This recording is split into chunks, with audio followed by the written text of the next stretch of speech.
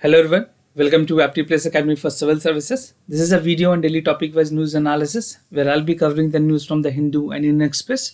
So we'll cover the most important news of the day, and additionally I'll be supplementing the news with some information so that can help you in prelims and mains examination. So let's get started. So these are the list of the topic for the day. Today is 28th of December. The first topic is digitalization of street vendor scheme. The second is inner line permit in Manipur. The third topic is PM pitch for the use of local products. The second last topic is EU nation rollout mass vaccination process. And the last topic is comprehensive vaccination distribution policy. This is an editorial reported in the Hindu. Apart from this, I'll be also discussing some MCQs question at the end of this session and the explanation of correct answer for the Saturday questions. So stay tuned till end of this session so that you could practice some important question and come to know the correct explanation. Now, without any further ado, let's get started with the first topic. That is digitalization of street vendor scheme. I've taken this news from the Indian Express, although this news was also reported in the Hindu, but the content were more reliable and relevant in the Indian Express newspaper. So talking about the importance of this news, this would be relevant for your general studies paper 2 and equally relevant for the prelims examination, because any scheme that is coming on the current affair become very relevant for your prelims examination.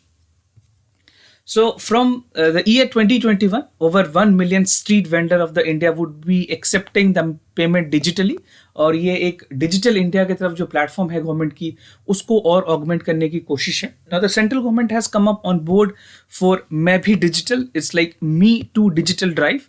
So what government is trying to do, they're trying to incorporate more number of people in the digital platform. Either it is the wage payment or any other sort of payment by the government that should be done digital, seeding their account number and the Aadhaar card, right? तो जो भी आधार और account से linked होंगे चीज़ों को उनको digitally mode से ट्रांसफर किया जाएगा, चाहे वो किसी तरह के लोन हो या बेनिफिशियरीज के कोई भी अमाउंट हो जो गवर्नमेंट की तरफ से जानी है, that would be made more digitalized, right? So this is a campaign to make digital India more refreshing and more comprehensive. Now talking about the success of PM निधि, ये PMSY निधि जिसको एक स्कीम बहुत ही important scheme मानी जाती है, prime minister street vendor Atmanirbhar Nidhi. This was the scheme launched in the wake of COVID-19 lockdown. जब से lockdown हुई उसके बाद से इस इनिशिएटिव को गवर्नमेंट ने लिया and this has become very successful. इसके सक्सेस होने के बाद ही गवर्नमेंट ने इनिशिएट किया था कि अब जो नए स्कीम्स हैं मी टू कैंप, बेसिकली जितने मी टू डिजिटल वाले जो इनिशिएटिव हैं वो इस सक्सेस होने के बाद ही इनको लाया गया है. So the scheme was aim to provide the vendor micro credit देने के लिए जो PM स्वनिधि स्कीम थी उसको लाई गई.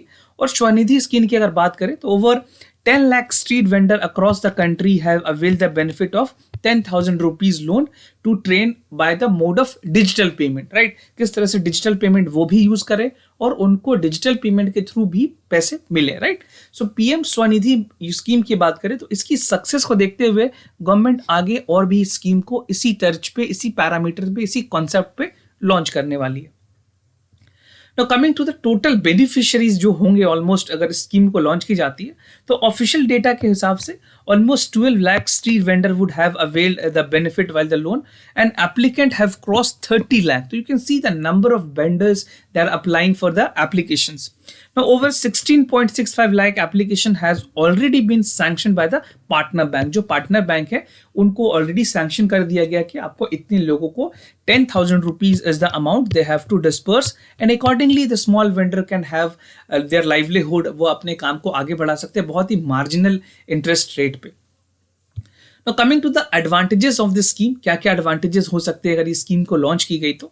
So the unique aspect of the drive was that vendor would be able not just to receive the payment digitally but also pay the material they produce from using the seller QR codes. तो जिस तरह से आप Google Pay, Phone Pay और Paytm के QR code use करते हैं उस तरह से वेंडर्स अपने डिजिटलाइज तरीके से भी पेमेंट कर पाएंगे और लोगों को भी एक तरह से मौका मिलेगा कि अगर वो चाहें उनके पार्टिसिपेटरी में कंट्रीब्यूट करने के लिए तो QR कोड एक मेथड होगी where they can be contributing, making their payment as such.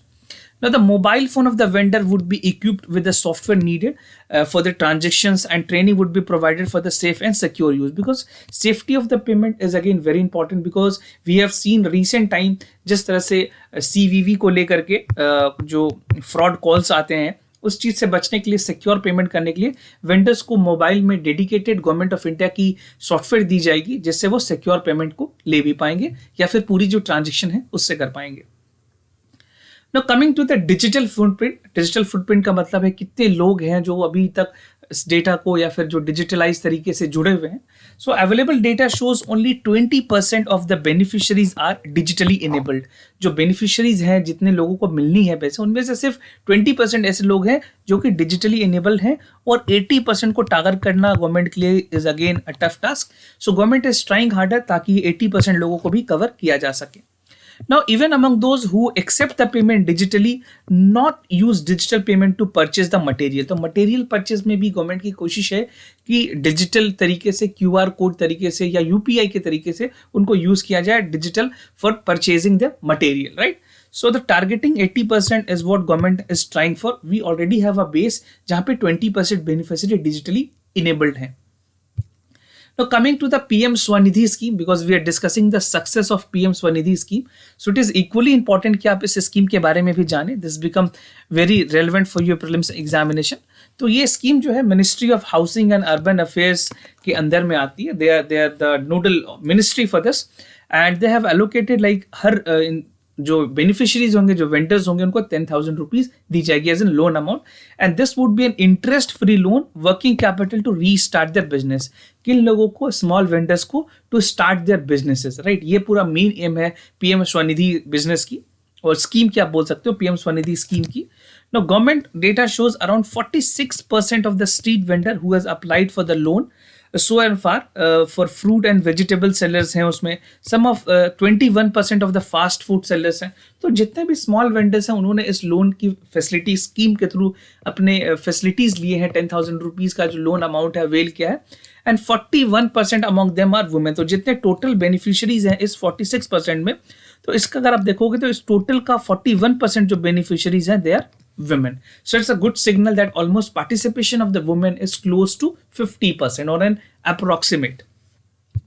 Now talking about the salient feature of the PM Swanidhi, क्या क्या features हैं स्कीम के बारे में आप जान लें. This is a center sector scheme which I have told you. This is CSS, center sector scheme, and it will provide an affordable working capital loan to the street vendor who have been left affected by the novel coronavirus pandemic, जिनकी livelihood चली गई, बहुत लोगों के अपने रोजगार छोड़ करके वापस घर जाने पड़े. तो जो रिवाइव करना सकते हैं, गवर्नमेंट उनको पैकेजेस दे रही है ताकि वो अपने वापस काम को कर पाए. Now this amount will help to start the street vendor to restart their businesses, और जो vendors होंगे they would be provided an initial work capital up to 10,000 rupees. और जो वेंडर्स होंगे they will get the an interest subsidy at 7% at the early और timely repayment of the loan. So interest free loan होगी, but कुछ conditions में 7% के amount पे उनको पे करना होगा. Now small industries development bank of India, जिसको सिडबी के नाम से भी जानते हैं, is implementing the scheme. This is the nodal agency that would be implementing on the part of dispersing the capital. But overall अगर आप बात करोगे इस स्कीम की, तो ये ministry of housing and urban development के अंदर आती है, and this would be implemented till March 2022. तो गवर्नमेंट ने एक डेडलाइन रखा है कि इस टाइम तक, जब तक हम प्री कोविड लेवल पे पहुंच जाएं, तब तक लोगों को फाइनेंशियली सपोर्ट किया जाए, so that they could achieve their target and at least they could come to the pre covid levels, right? तो these are the salient features of the PM Svanidhi. Significance क्या होगी इस स्कीम की? बात करें जो पूरी scheme government PM Svanidhi scheme के पैरामीटर पे, सेम कॉन्सेप्ट पे जो लानी जा रही है, उसके क्या क्या बेनिफिट्स होंगे. So this scheme will help the mainstreaming and legitimating genuine street vendor who have not get the valid identity card. कई ऐसे स्टेट वेंडर्स हैं जिनके पास वैलिड आइडेंटिटी कार्ड नहीं है, क्योंकि उन्होंने अपने एरिया में या अपने म्यूनसिपैलिटी एरियाज में अपने आप को रजिस्टर्ड नहीं करवाया. So they need to have they need to actually get the benefit out of it. उनको भी बेनिफिट मिलना चाहिए. Now the scheme would bring the financial mainstreaming of the street vendor through the loan and digital payments, right? तो जिस तरह से digital payment को promote करने की बात की गई है, उसमें कहीं ना कहीं गवर्नमेंट को और ज्यादा मदद मिलेगी. And to promote the digitalization of rewarding vendors, how they can digitalize the vendors and how they can reward it by the digital payment would be again the next target of government. And this type of significance is very important when you're writing any concept in the mains examination, or this would be relevant for your general studies paper 4 in the case study sections. Right? Now moving to the other news, that is inner line permit in the Manipur. The news has been reported in the Indian Express. An inner line permit as a concept is very valid for your prelims examination. More or less, you can use the fodder point in your essay. If you're writing any essay on the national security, it can be used there as well. According to the Union Home Minister, he said that inner line permit which was provided to Manipur was a landmark decision to provide its statehood. This is a remark coming from the Union Home Minister. But अगर बात करें इस news की तो we would be more focusing on what is inner line permit. जो ILP के concepts हैं उसके बारे में समझेंगे, कौन कौन से states included हैं उसके बारे में समझेंगे. इस न्यूज़ में आपको ILP ही समझना, बाकी सारे news more or less they are political, right?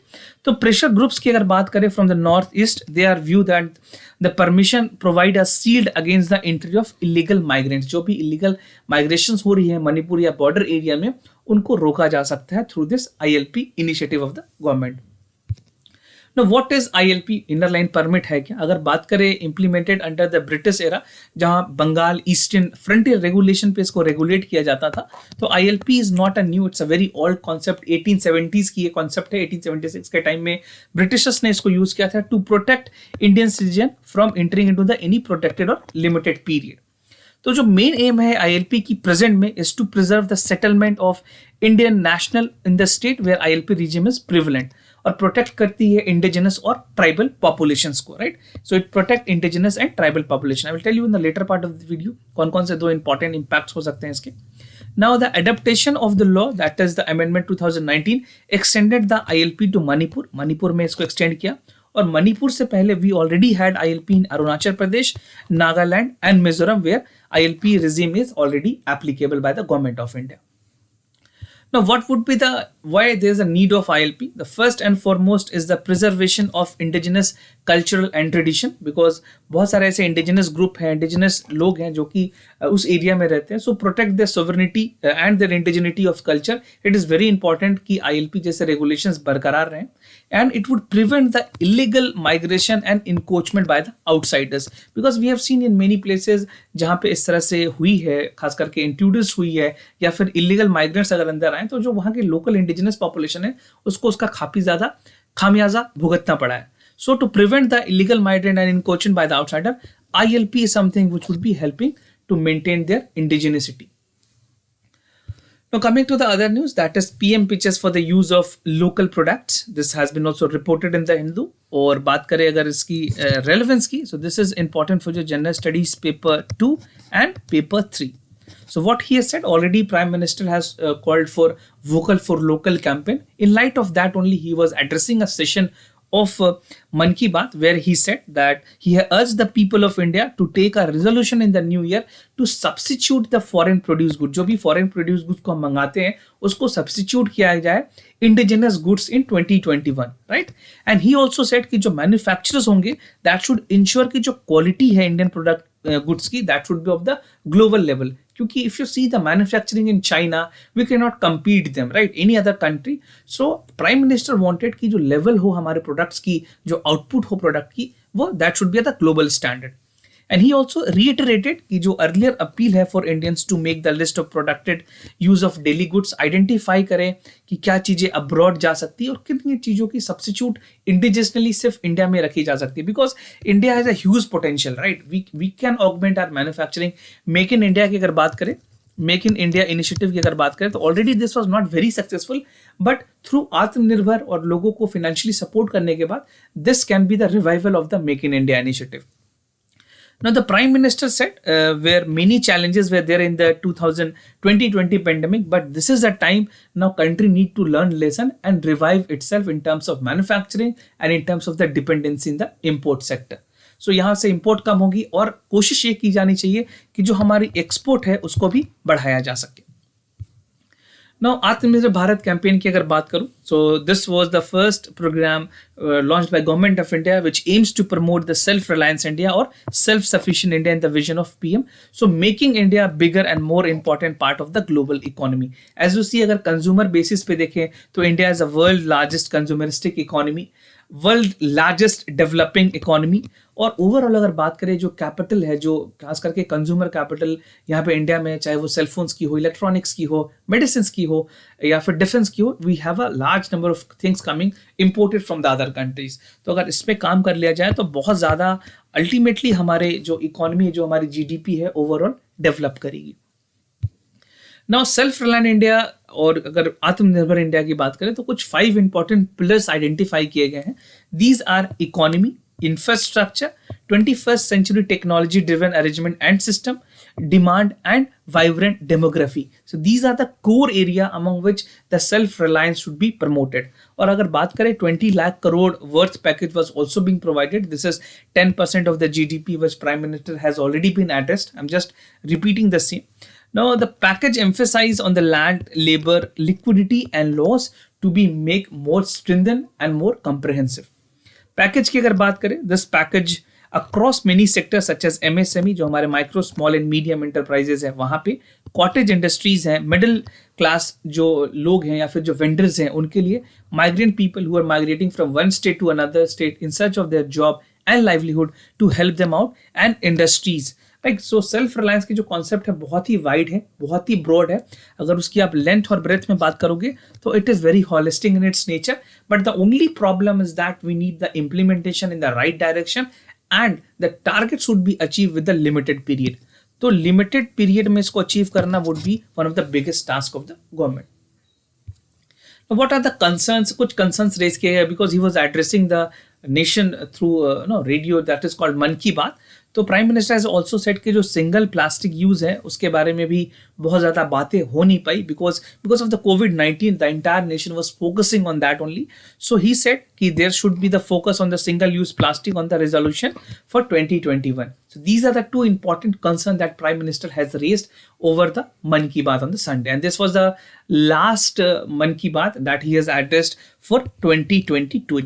2020 के लिए लास्ट संडे में जो एड्रेस हर संडे को ही use to address him, so this was the last Sunday and this would be the last Mann Ki Baat for 2020। Now the upcoming resolution is that कि किस तरह से वोकल फॉर लोकल और प्लास्टिक के जो सिंगल यूज प्लास्टिक है उनको बैन किया जा सके। Now coming to the other news, that is EU nation roll out mass vaccination because we have seen Russia, China, European Union and America doing their level best in terms of the vaccination process. So this become very relevant for your general studies paper 3 in terms of your science and technology, and equally contributing for the general studies paper 2. Recently, European Union have launched a mass vaccination drive for their pensioners. Pensioners mean the old age people, and for the medics, these are the frontliner worker or doctor you can call. So COVID-19 pandemic की अगर बात करें तो has already crippled the economy. Almost 1.7 million lives जो है world wide effect हुई है, death हुई है लोगों की।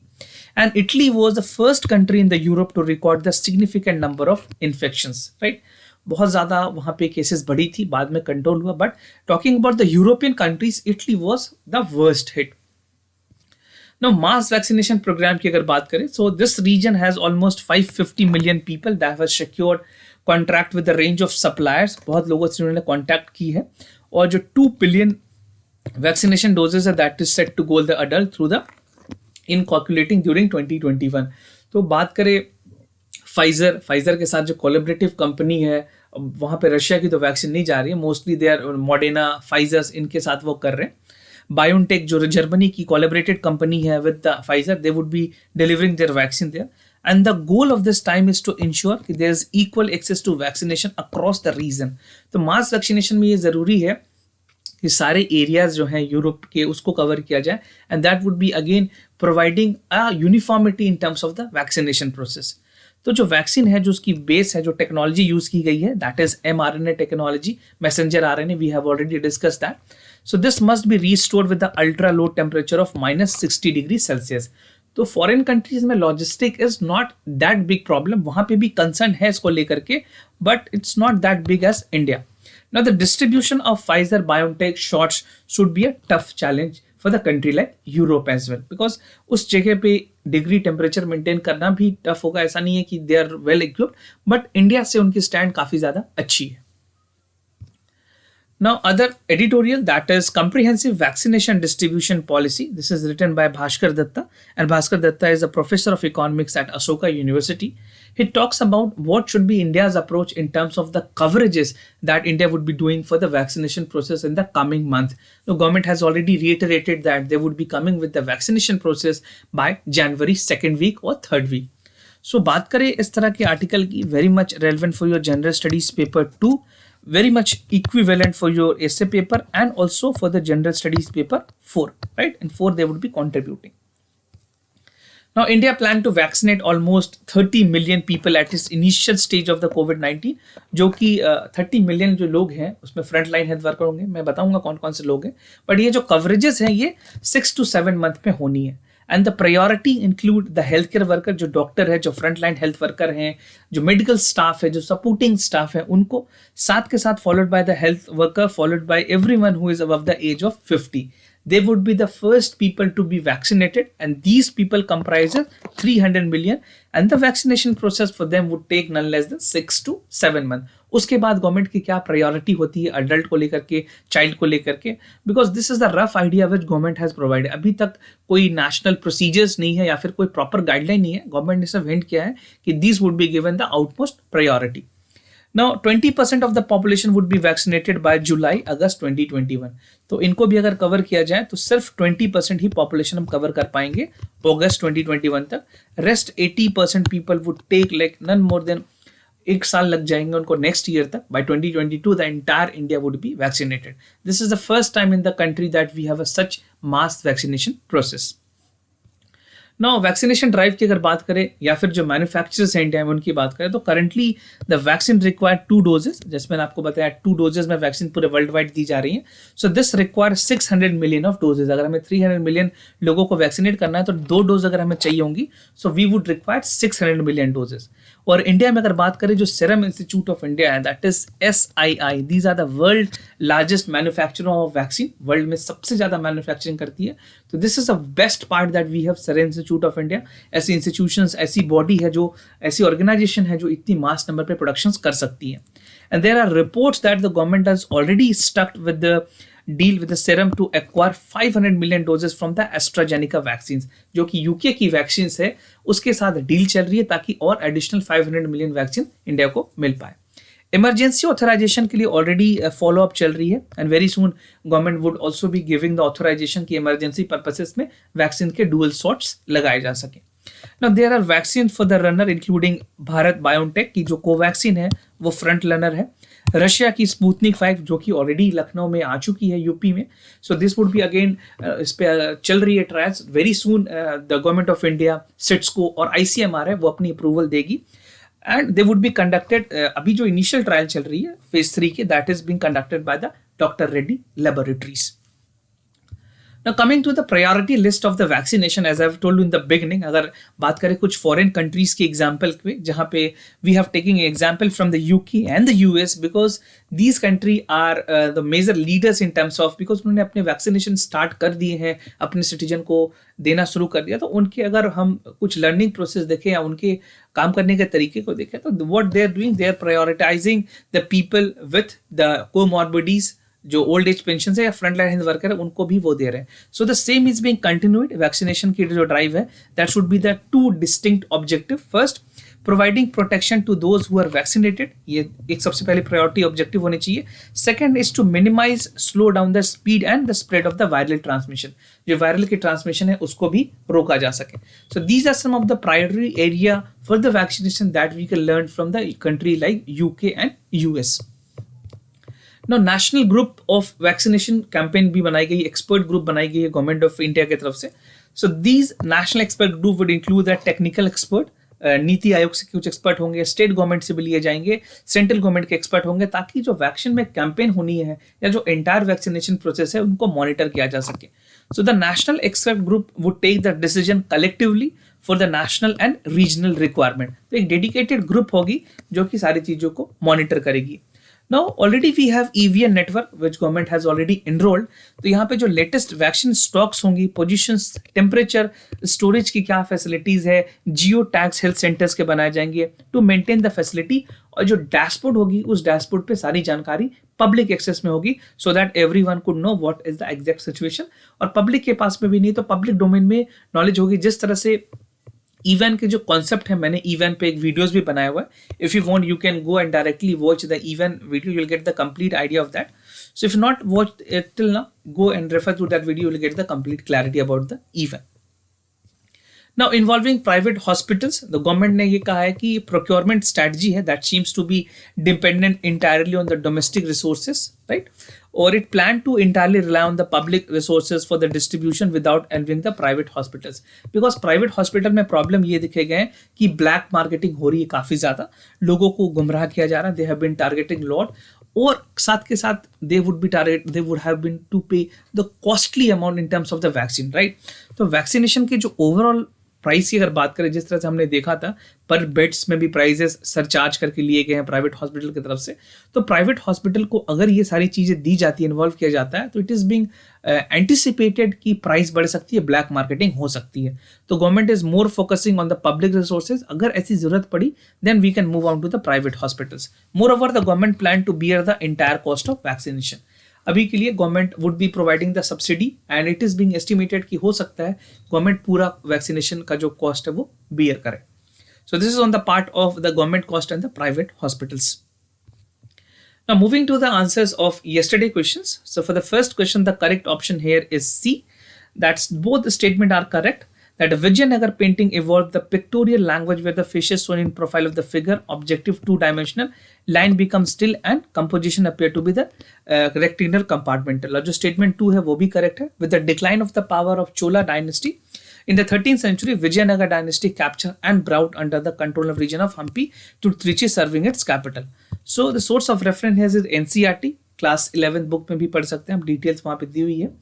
And for further details, you can read NCERT or any other blogs of FT Plus where you get the detail out of it. Now coming to the second question, for the correct option here is A, that the Charter Act of 1600 granted East India Company the exclusive privilege of trading through Cape of Good Hope for the period of 15 years. और charter provided for the management of the company by committee. Deputy governor जो है from 28 member would be appointed for the merchant and code of director as a member and the directors, right? So you can pause this video, you can read it out, the entire explanation. The source for reference here is Modern India, NCERT, class 12, right? So you can read Spectrum, that is also a good book where the details have been provided. Now coming to the MCQs question of the day, the first question that we are discussing is from the geography.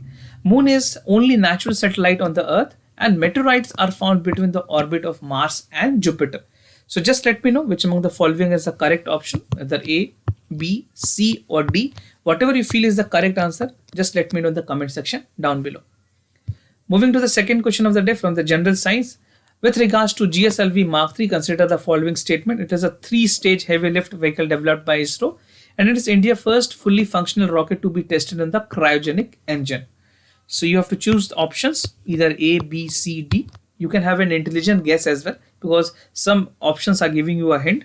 So what you can do, you can just write your answer in the comment section down below. Participate more and more so that we could come to know how many of you are participating and getting the benefit out of it. Do let us know if you have any other concern, right? And if you're new to our channel, do not forget to subscribe Aptitude Academy for Civil Services on YouTube. And if you like this video, do not forget to give a thumbs up. If you have any other concern, do let us know. We'll be more than happy to assist you. For time being, I'm signing off. Wish you all the best. Stay home, stay safe. Thank you so much.